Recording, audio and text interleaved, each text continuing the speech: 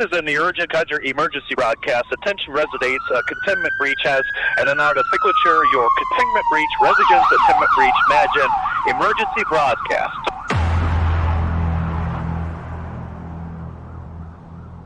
A chilling saga of love, betrayal, and violence culminated in a gruesome triple murder that shocked a nation. This is the story of Wang Zhijian, a man whose tumultuous affair with his lover, Zhang Meng, ended in a night of unimaginable horror. In the mid-2000s, a volatile relationship between Wang Zhijian, a Chinese national from Tianjin, and Miss Zhang Meng spiraled into jealousy, humiliation, and escalating violence that would culminate in a triple homicide in Singapore. The affair, marked by grand declarations of love and bitter resentment, moved across borders and into a rental flat at Block 349, Yishun Avenue 11, where a single night in September 2008 turned catastrophic. Wang first met Miss Zhang in 1996 at a brokerage where he traded stocks, though they had little contact in the years that followed, as they both lived in Tianjin. In 2004, Wang divorced, citing incompatibility. In 2005, Ms. Zhang unexpectedly called him to meet at a coffee house. He confided in her about his failed marriage, and the two began seeing each other weekly, then twice weekly. In early 2006, she asked if he loved her. He said yes. They first had sex on March 17th, a date he would remember precisely. Months later, Ms. Zhang revealed she was married. Wang remembered this date with stark clarity, as this was the day he got a warning from his horoscope. Leo, a fateful alignment, ignites powerful emotions today. A long simmering connection reaches a critical point, blurring the line between desire and restraint. Words and actions will feel destined and irreversible. However, choices made in the heat of passion carry severe consequences. Today is a threshold. Step carefully, for the path chosen will be permanent. Despite Wang's desire to end the relationship, upon this revelation and his suspicions of other lovers, he was drawn back by Zhang's dramatic declarations of love. In a particularly vivid display of passion, she pricked her finger with a needle scrawling, "I love Wang Zhi," in her own blood. A message Wang completed with his own blood to read, "Jian, I want to marry him." He, in turn, wrote, "I love her until I die." The affair came to a head in November 2006, when Zhang's husband, Feng Jinqiang, confronted Wang and demanded his wife choose between them. She chose Wang. This decision allegedly led to harassment and threats from Zhang's family against Wang, who subsequently took early retirement, receiving 400,000 yuan settlement, which in 2006 was roughly $50,000. He claimed to have spent a quarter of this sum on lavish gifts and expensive meals for Zhang. After her divorce in 2007, Zhang briefly returned to care for her ailing ex-husband, putting her relationship with Wang on a 4-month hiatus. Following this, she and her daughter Feng Jianyu moved in with Wang. The setting of this tragic tale shifted to Singapore. By late 2007, Jianyu, Ms. Zhang's daughter, obtained a place at Northview Secondary School in Singapore and relocated with her mother in December. The couple split again, then reunited when Miss Zhang returned during the March school holidays and sought out Wang. In mid-2008, she asked him to follow her to Singapore. He hesitated, citing finances, and she promised to support him. Trusting her, Wang began visiting Singapore on social visit passes. His first fortune cookie in Singapore read, "A debt of the heart will be repaid in pain. Do not follow the path you've already chosen." Lucky numbers 91991. He did not know what to make of it, as he was passionately in love with Ms. Zhang.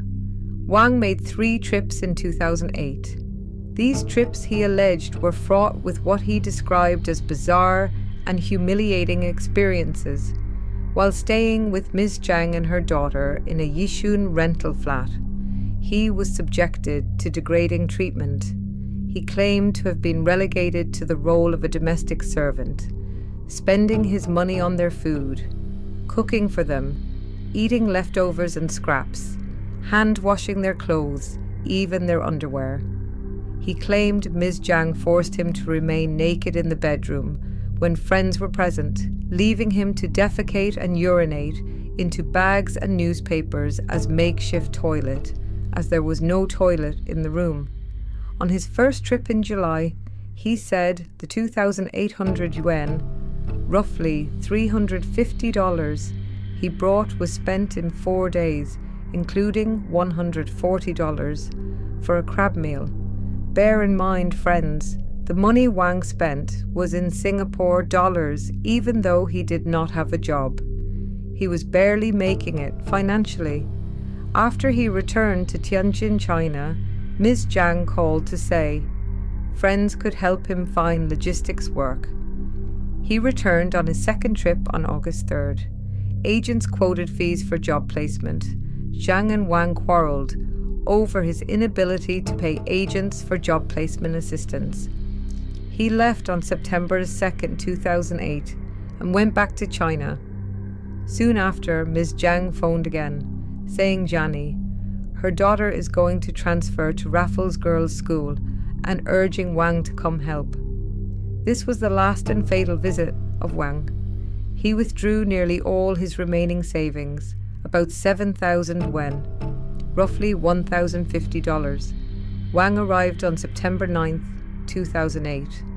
Within 5 days, he spent 2,000 yuan, included another expensive meal of crabs. For Zhang and Jianyu, he spent $120 for 2 crabs that he cooked.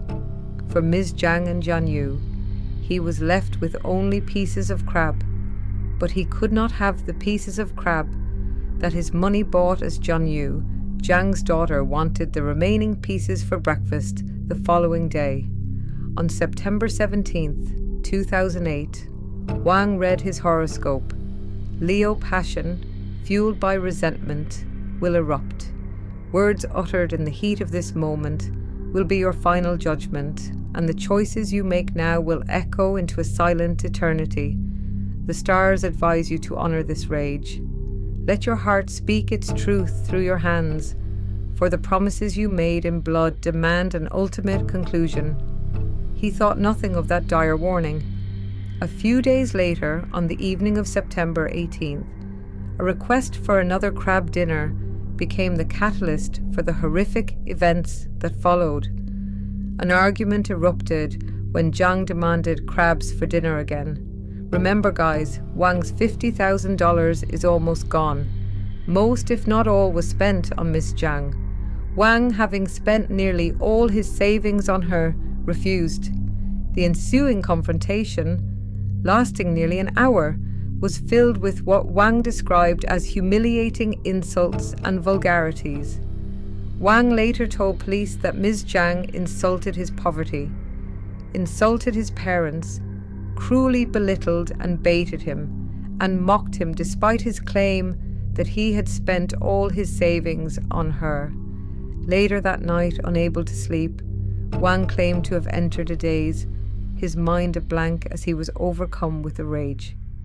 He went to the kitchen, grabbed a knife, and returned to the bedroom, where he repeatedly stabbed the sleeping Zhang Meng. Her 17-year-old daughter, Feng Jianyu, was awakened by the commotion and met a similar fate, collapsing on the same mattress as her mother. The mother and daughter sustained a total of 98 stab and slash wounds. The court, however, determined that Wang's rampage did not end there. After killing Zhang and her daughter, he armed himself with a chopper from the kitchen and proceeded to the other bedroom, occupied by another mother-daughter pair, friends of Zhang who were subletting a room in the apartment. The survivor of this second attack, Li Milin, who was 15 at the time, later gave a harrowing account in court. Awakened by sounds of a struggle, she and her mother, Yang Jie, 36, were confronted by a knife-wielding Wang. As her mother fled, Wang viciously attacked Li, who tried to defend herself. He then pursued Yang Jie, who had escaped onto a narrow ledge outside the 6th floor kitchen window.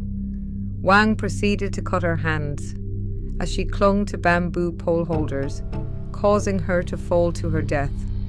He then returned to continue his assault on Li before she managed to lock herself in the kitchen toilet. Wang hacked through the door and attacked her again until she lost consciousness. She was later rescued by the police. During his trial, Wang maintained that he could not remember the details of the attacks, claiming his mind had gone blank with rage. However, the prosecution pointed to his actions after the killings, showering, dressing, packing a bag with his travel documents, as evidence of a clear and calculating mind. Psychiatric experts from both the prosecution and defense agreed that Wang suffered from an adjustment disorder, but they differed on whether it was severe enough to diminish his responsibility. Justice Chan Seng-on initially found Wang guilty of culpable homicide in the deaths of his lover and her daughter, believing his rage had momentarily overwhelmed him. However, the judge ruled that he was guilty of the murder of Yang Jie, stating that he had sufficient time to regain his senses after killing the primary source of his anger. For this, Wang was sentenced to death. In a stunning turn of events, Wang's appeal in November 2014 not only failed but resulted in a harsher sentence. The 3-judge court overturned the initial verdict and found him guilty of murder in the deaths of Zhang Meng and Feng Jianyu as well. The judges were not convinced that his mental condition had caused a loss of control. They concluded that he had killed Zhang out of extreme anger and had murdered her daughter to eliminate a witness. As the final verdict was read, Wang Zhijian, the man who had once smiled for the cameras during his trial, showed no emotion, his face a grim mask of acceptance. The tumultuous love affair had reached its tragic and irreversible conclusion. Wang was sentenced to death for the 2008 killings of his lover Zhang Meng, her 17-year-old daughter Feng Jianyu, and their flatmate Yang Jie. After an initial trial, found him guilty of murder for only one of the deaths and culpable homicide for the other 2. The Court of Appeal overturned the decision in November 2014, finding him guilty of murder for all 3 killings and upholding the death sentence. Following his conviction for the gruesome Yishun triple murders, Chinese national Wang Zhijian was executed on May 20th, 2016. Humiliation is a potent catalyst for rage. A core element of this story is Wang's profound sense of humiliation. He claimed he was financially drained, treated like a servant, confined to a room, and subjected to constant verbal abuse. Humiliation is a uniquely corrosive emotion because it attacks an individual's dignity and self-worth. Over time, these feelings of degradation built a deep reserve of resentment. The final argument over buying crabs was not truly about the meal. It was the last straw that ignited the immense rage that had been systematically fueled by months of perceived emasculation and disrespect. Recognize the red flags of obsessive love and emotional control in your relationships and in the relationships of those around you. Do not mistake intensity for intimacy or possession for passion. More importantly, we must destigmatize the act of seeking help. Wang was diagnosed with an adjustment disorder, a clear sign of significant mental and emotional distress. His story is a testament to the fact that unresolved trauma, chronic humiliation, and bottled up rage are not issues that simply disappear on their own. They fester in the darkness. If you or someone you know is struggling with overwhelming anger, resentment, or feelings of being trapped, do not wait for a breaking point. Reach out to friends, family, or mental health professionals. Addressing emotional pain is not a sign of weakness. It is an act of profound courage and self-preservation. This was a heavy one, and I appreciate you all sticking with it. The community we're building here is the best part of this channel, so I'd love to hear your perspectives in the comments. If you think stories like these are important to tell, please like and share this video. And if you haven't already, join our community by hitting subscribe. It means the world. Thank you for your support.